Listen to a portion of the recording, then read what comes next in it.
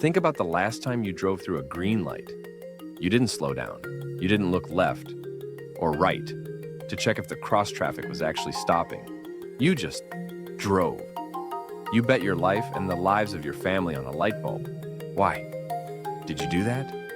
You didn't know the driver of the 18-wheeler thundering toward the intersection. He might be drunk, he might be texting, he might be asleep, but you didn't trust him. You trusted the light. You trusted that the red photon hitting his retina would trigger a neurological response that would force his foot to hit the brake. You trusted the system. This is the fundamental paradox of the modern world. We say we want human connection. We say we value community. But in reality, we are desperate to avoid trusting other human beings. Trusting a person is expensive. It requires cognitive load.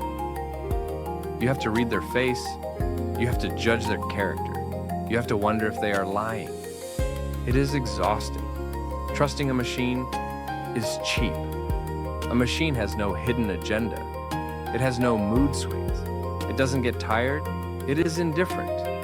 And that indifference feels like safety. Psychologists call this the automation bias.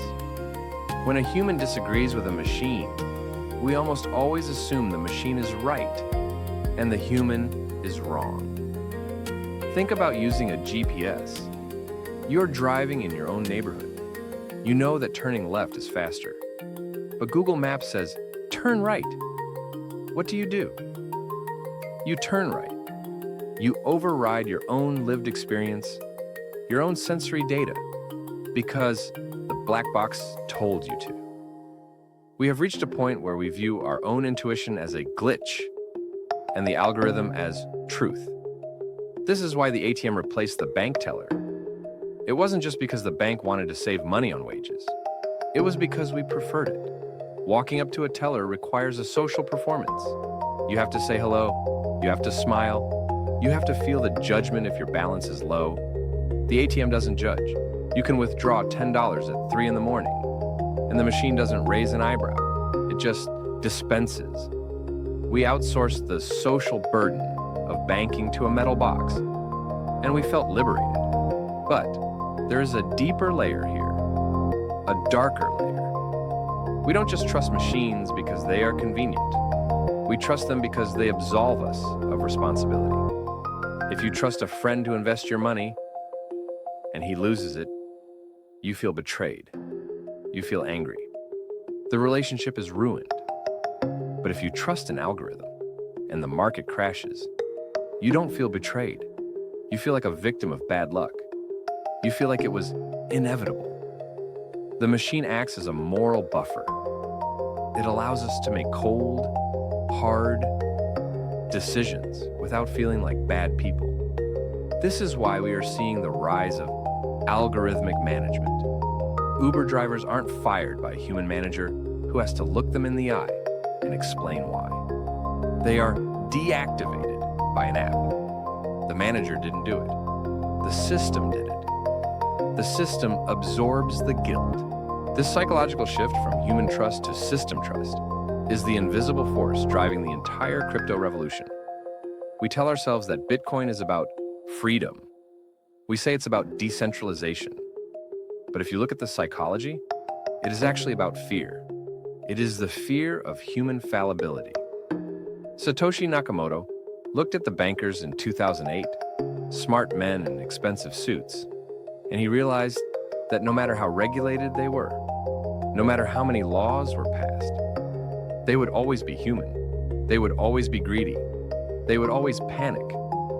So, he built a system that removed the human entirely. Bitcoin is the ultimate green light.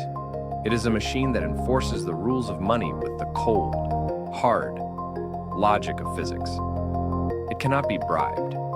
It cannot be reasoned with. It cannot show mercy. And to a generation that has been burned by human institutions, that lack of mercy looks like justice. But here is the trap.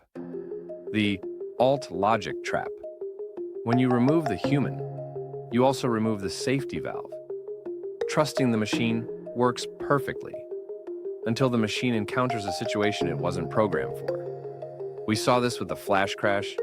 Algorithms were trading against algorithms, driving the stock market into the ground in milliseconds. A human trader would have stopped.